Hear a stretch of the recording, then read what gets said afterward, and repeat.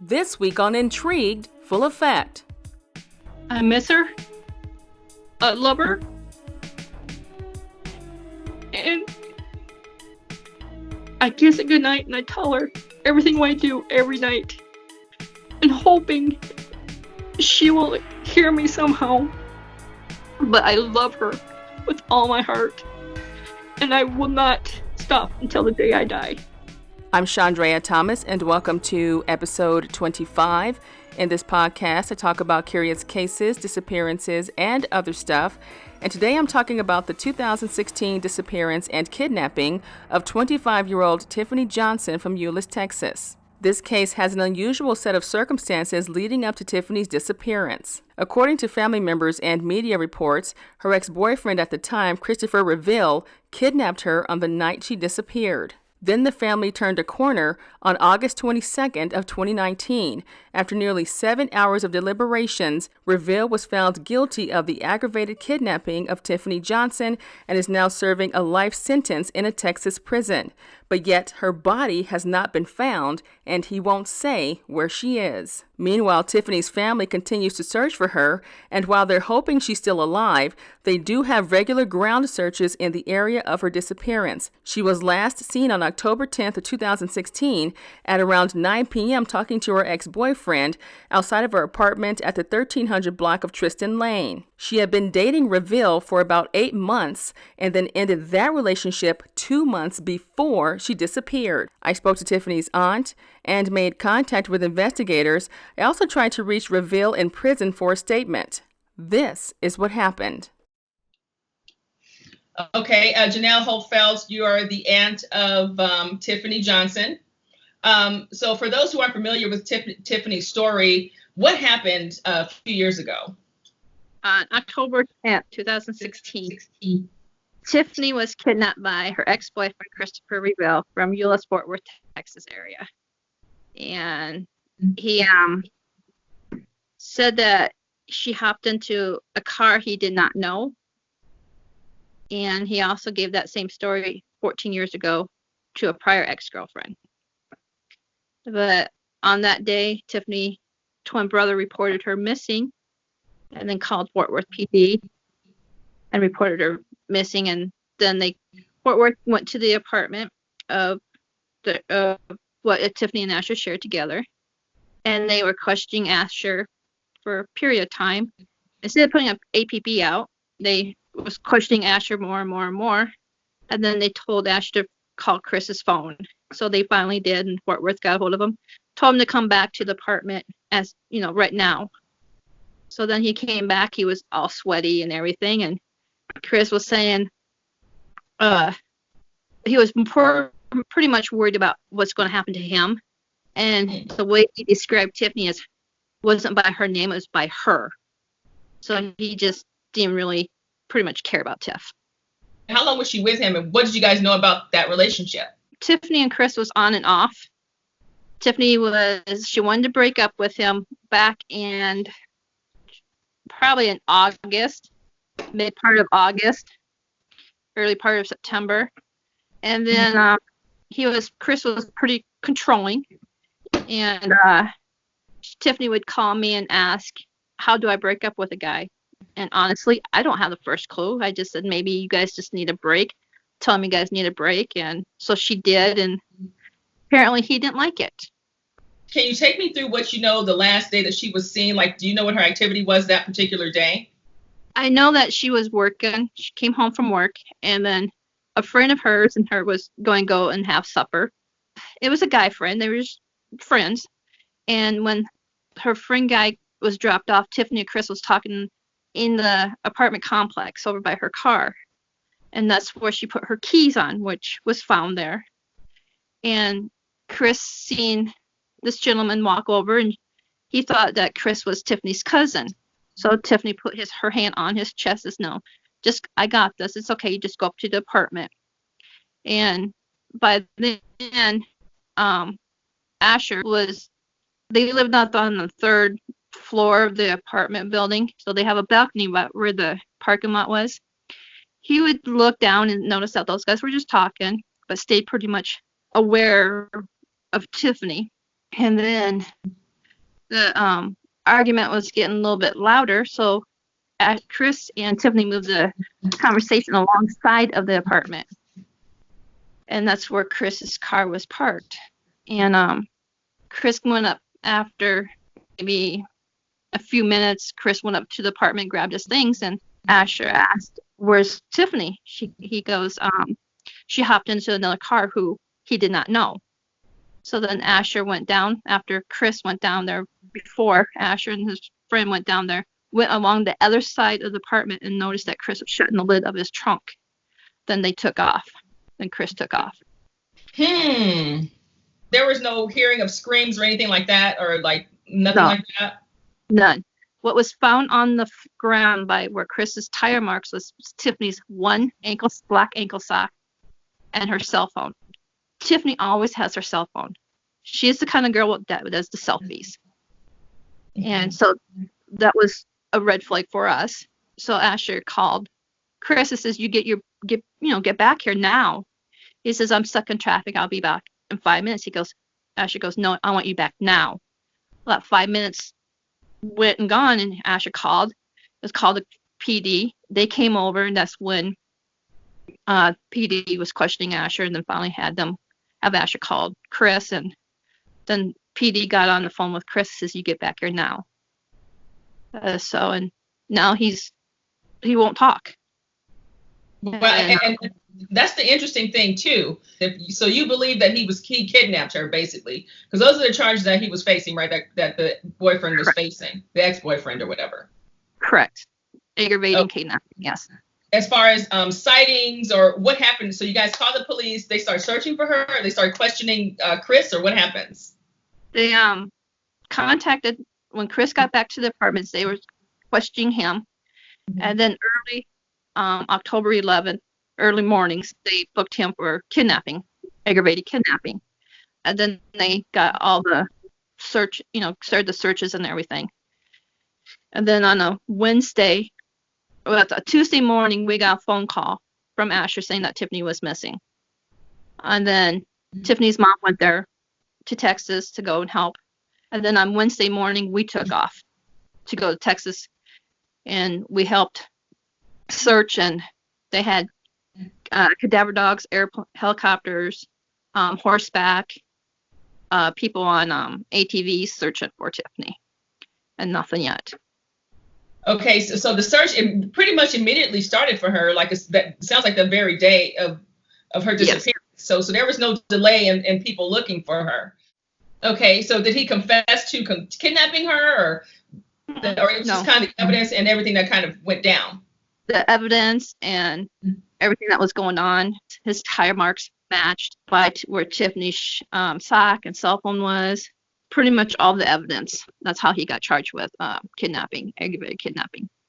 So on this day, there were no witnesses to anything of when she got. Well, everybody that was out in the complex said they didn't hear nothing or see anything.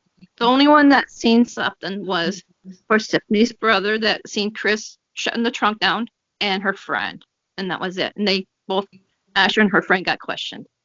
That apartment complex, there was people out at that time. Somebody had to seen something. I don't know if they're too scared or what, or they just don't want to get involved. I don't know, but someone had to seen something that night. And around what time was this? Was this during the day, evening hours? It was the evening hours, around 9:30, 9:45.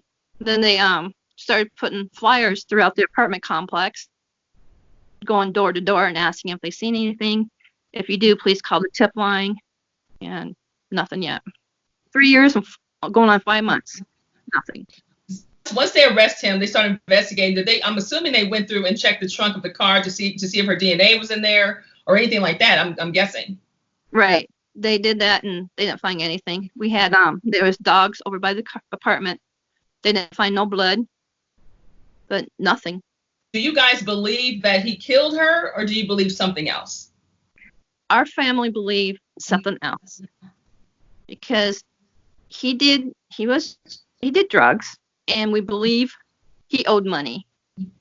And the easiest way to pay off your debt is passing off a beautiful young lady. I mean, and they can make their money back. That's what we believe, but we don't have proof of it. And that's what's hurting us. And he really didn't have much time to hide her. It's just, we just don't know where she's at. And we just need people, if they've seen something on that night, come forward to call the tip line, and they can be anonymous. We need help. Someone out there can save a person's life. Or bring, if Typhenie is gone, they can bring peace to our family, mostly to Tiffany's mom and her siblings. That's what we need. We need help. As far as the time frame, let me ask you this. This is very interesting. The time frame from when he was arrested and when she disappeared, how much time, like if he were to do something with her, right? How much time would he have actually had to do anything with her? Be it kidnapping or anything else? I'm believing just a little over an hour. So he couldn't have even gone very far with her. No, he couldn't. No. He couldn't. He couldn't have gone very far at all. Because with all the traveling and everything, but he knows Fort Worth. He knows the side roads. And I know he went from the apartment, he went to his mom's house and stayed there for a period of time. Then he left, according to the surveillance cameras and the neighbors. They seen a white car, take off. And then his mom supposedly came home and went in the backyard and noticed there was clothes laid out. And she used her hands as they were laid out in her backyard. Well, if someone's going to rip clothes off of a person, you're not going to lay the clothes out. They're going to be tossed. So that part, I don't believe that part. Did the police ping his phone to track his movements? They did ping his phones, but then Chris says he's not worried about his pings. Then he had his phone turned off for not very long. I don't know. I don't remember how long exactly his phone was turned off. Then it came back on. But he didn't have much time to do much with her unless he passed her off to somebody. Why do you think he won't say where she is? He's a coward. And I think he's when he was at trial, the gang detective was showing his tattoos, and he did belong to the Arlington Crips. Well, if you narc on your boys from the Crips, they're going to come and get you no matter where you're at. So I could see why he's staying quiet, but you have to realize there's another human being out there that needs help. Everybody was born with a heart. Use that heart, what God gave you, and help. He said that he loved Typhenie. Well, if you loved her, why did you do this? Tiffany's car had some problems, needed new brakes, and Chris was supposed to fix it. Well, he never did. So she had this other gentleman come and fix the car. And this guy that was supposed to be fixing it, I don't remember his name, he was even questioned if he seen Typhenie that night. And he passed all the tests. He says, no, I didn't see her. So, and Chris was down determined that Typhenie left with that gentleman. So, and it was proven that she never did. What do you think was the most shocking thing? Like, let's get to the trial part, because it looks like, basically everything pretty much led to the evidence leading to the trial and all of that. So what was that like for you and your family? And what do you think was the most shocking thing to come out of it? That we gave him a plea deal. He wouldn't even talk. He wouldn't even say. He would rather serve life instead of at least try to get out earlier. But when it was on live, when he came out of the courtroom or coming into the courtroom, he had this cocky smirk on his face. It's like, I'm going to walk kind of look. And then when the sentence came down, I think he realized he messed up. How he got life was because of this other girl, Taliba, who has been missing for 14 years now. Her family was at the trial, and they took stand. So that helped to give him life, because he did it once. So he could have done it to anybody else. So is it life without parole? He has eligible for parole in 2046. Okay. But we don't think he was going to get parole. How is your family now?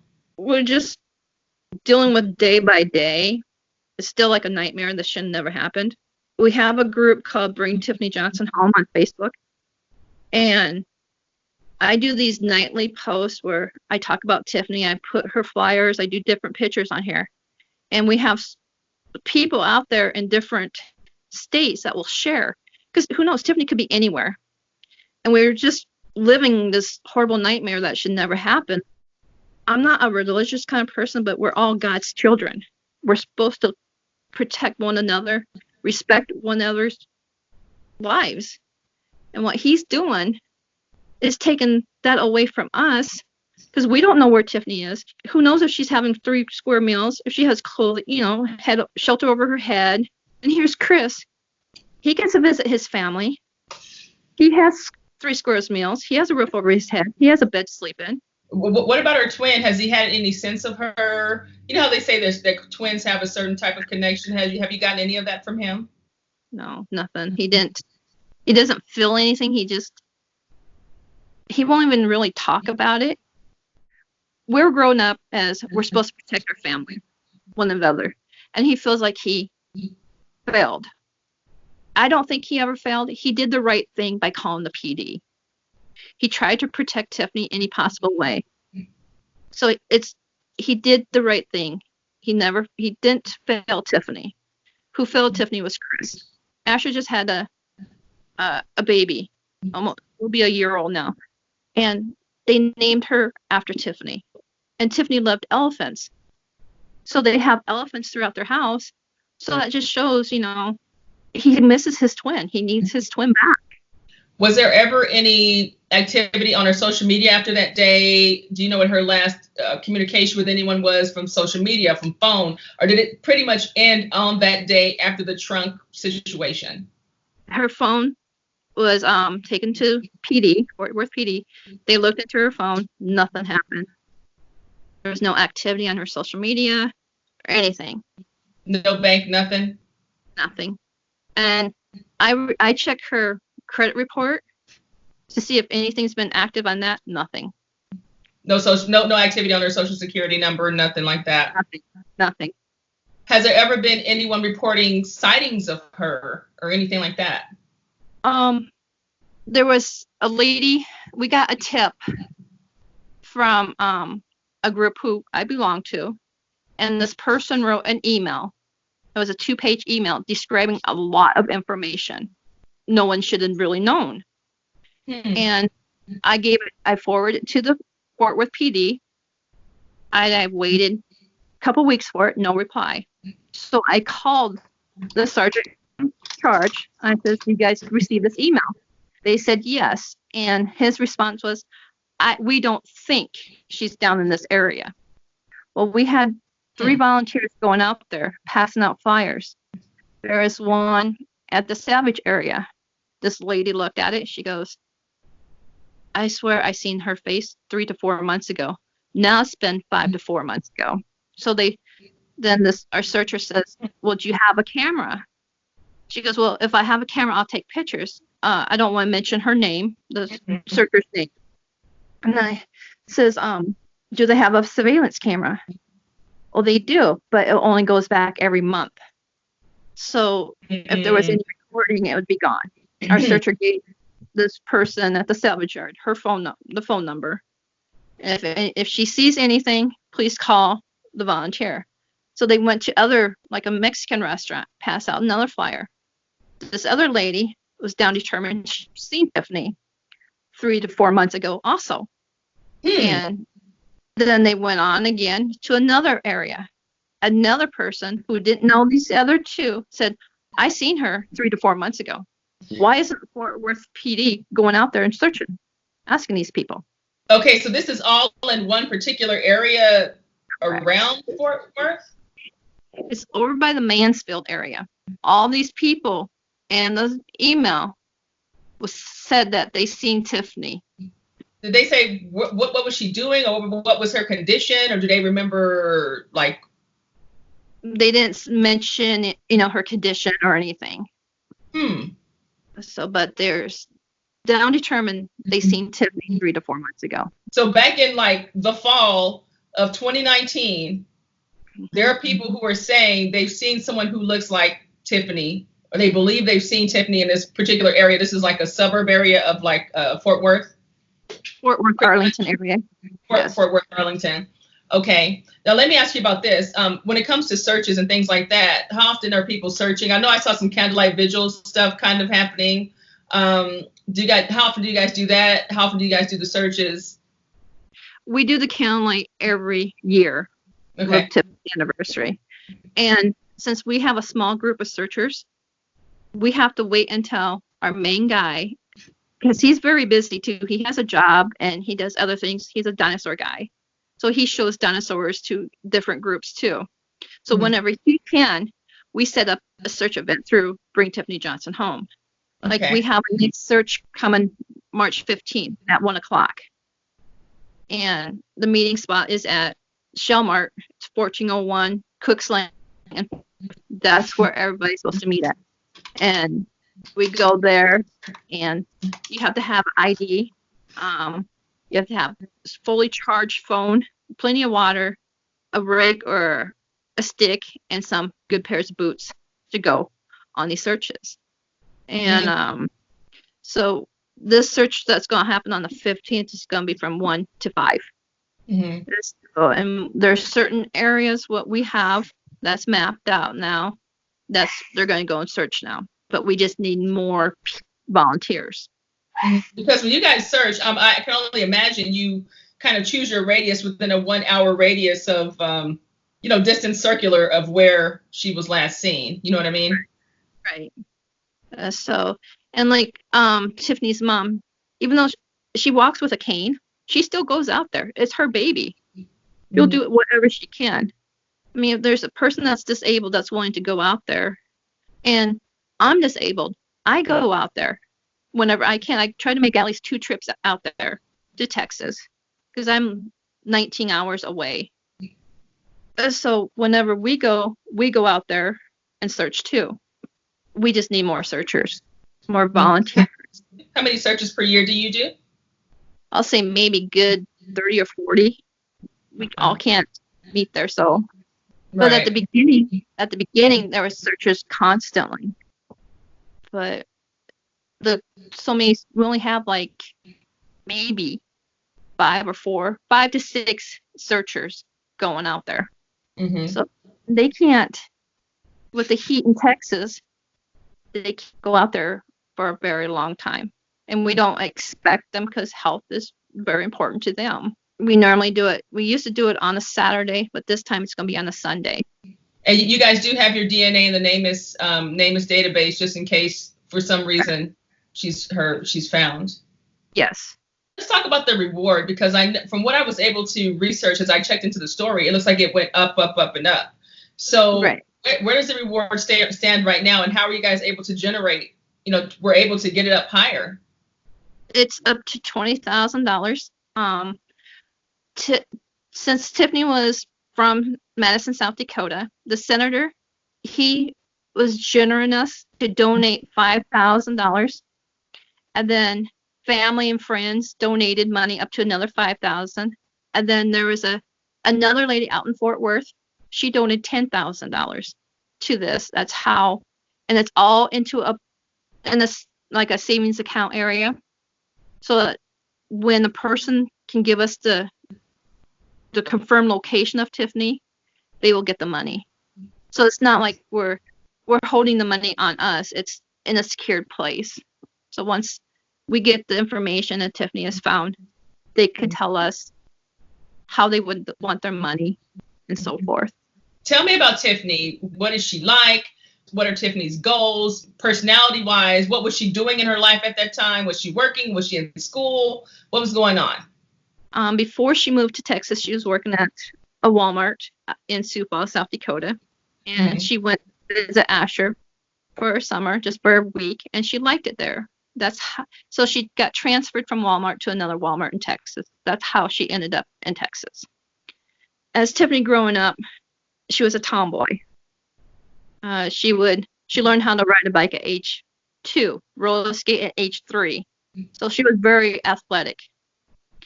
She has the deep dimples. Beautiful smile, big brown eyes. She would help anybody she possibly could. She loves animals, mostly elephants. She loves kids. She has a dog named Shasta who misses her. And it's just, if you met Typhenie, she would be your best friend. She makes friends so easily. Typhenie is just a very active, friendly person. Did you guys get any warning signs, like with regards to the ex-boyfriends leading up to it, or did everything, these tendencies as far as like violence or whatever, show up on this particular day, or were there other things going on in the past that was leading up to this day? For what I know, I went out there first part of August to middle part, like maybe around the 10th of August. I went there for a week with my son. And that's when I first met Chris. He came to me like he was very shy. And then the more I stayed with Typhenie, he was at the apartment and Typhenie wanted to go and look for a different car. She wanted another car and used her other one for a work car, which was okay. So she asked Chris if he would like to come. He goes, "No, I'm busy." And he knew that she needed a different car or another one, and whatever Typhenie wanted, and she went and asked Chris. He says no, but whenever Chris wanted something, she had to do it. So he was controlling. When I seen him, and the more I noticed him, I didn't like him. Now, was he a lot older than her? Because I'm thinking like this other case with this other lady that he has a kid with, right? If this is dating back years ago, I mean, Typhenie was 25 at the time, right? Correct. When she disappeared. So how much older than her was he? He was 32 at the time. Oh, okay, because I'm like, yeah, because the age, when I was like, that's considering if this incident happened with the other, woman years and years ago, I was kind of wondering, I'm like, wait, how old was he at that time? That's why I was curious. Right. What would you like to say to people who have been helping you guys, with your page, with sharing Typhenie stories? What would you say to those folks? Our family would like to say thank you from the bottom of our heart for everything what you guys are doing, sharing, praying for Typhenie, telling us, never give up hope, trust in your heart that we will find Typhenie. Every positive things what these strangers are giving us, it helps us through every day to process, what's going on. And, if you've never gone through this, you need these people to be by your side. And that's exactly what these guys are doing. They share Typhenie's flyers every night. They message us saying, never give up hope. We will find Typhenie. And coming from people, complete strangers, they make us feel like they're part of our family now. And so when Typhenie comes home, she's going to realize her family is huge. She's got all these other people within different states that's praying for her, has now become her family. So we just want to say thank you for everything what they've done and continue on to doing and never giving up on Typhenie. And the dog is like, I agree. I can say that the dog is like, yes. Yeah. That perfectly. And I was like, wow, that came out this perfect moment. As far as the police investigation, I mean, we know the guy, he's in jail and stuff like that. But what are they saying outside of that? Do you get regular updates from them? Like what's happening there? We don't get no communication. If we get communication, we go to them. Then they might, like this last time I called the detective or the sergeant, I haven't talked to him maybe within 3 or 4 months. So there's no communication from what they're supposed to give us. It seems like they want communication, but we have to be the one that's giving them for any updates. Well, if you want to work together, they need to give some, and we have to give some to make this all work together. It just seems like they're giving up. And that's how I feel personally. Just call and say, how are you doing? A simple phone call. Since Typhenie's mom, Deb's down there, just give her a call or go and visit her. Say, how are you doing? That's all it takes. It goes a long ways. What would you say to folks who, aside from the ex-boyfriend, who may know where Typhenie is? What is your message for them? If you know the information, just come forward. And you can remain anonymous, like I said. Just think of Typhenie. Just think if Typhenie was your sister, your daughter, niece, or cousin, or granddaughter. Wouldn't you want the same thing done? So just think of Typhenie and come forward. If there was something that you would like to say to Typhenie, if Typhenie somehow was able to see this podcast episode, what would you say to her? That I miss her, I love her, and I'm sorry. I kiss her goodnight and I tell her everything I do every night, and hoping she will hear me somehow. But I love her with all my heart, and I will not stop until the day I die, until she is home. She's like a daughter to me. We need her home. And Tiff, if you're out there, never stop fighting. Continue on fighting. You're a Johnson and you're strong. You can do this. When it comes to my final thoughts about this case, my number one question is, why won't the ex-boyfriend talk? I mean, he's already serving life in prison for aggravated kidnapping, so why not just tell the family where Typhenie is? The family has their own theory on that situation. They believe that she was taken and forced into sex trafficking. I also wonder if there were any witnesses in the complex other than Typhenie's twin brother and her friend. And then we have the 3 alleged sightings. Is it possible that Typhenie is truly a victim of trafficking and she just can't reach her family? The bottom line is, the family says they don't have any proof that she's not alive, so they continue to search and hold on to hope. I also requested an interview and statement from Mr. Reveal, and prison officials told me that I couldn't. They said it had to be in person and with special permission. And since I'm out of state, I tried to get a statement and was denied that access. As for the investigation, Fort Worth police responded to my records request by saying that my request was forwarded to the major case unit, and as of this podcast, I'm still waiting for a response from investigators on that. I'm hoping that this podcast will reach someone who can help the Johnson family get some closure one way or another. Typhenie has multiple tattoos on her arms, feet, side, and her back, and she would be 28 years old today. If you have information in this case, call the Fort Worth Police Department at 814-392-4442. If you have a case that you want me to check out, just message me on the Intrigued Full Effect Facebook page or via email at intriguedfulleffect@hotmail.com. Until next time, be safe and stay true.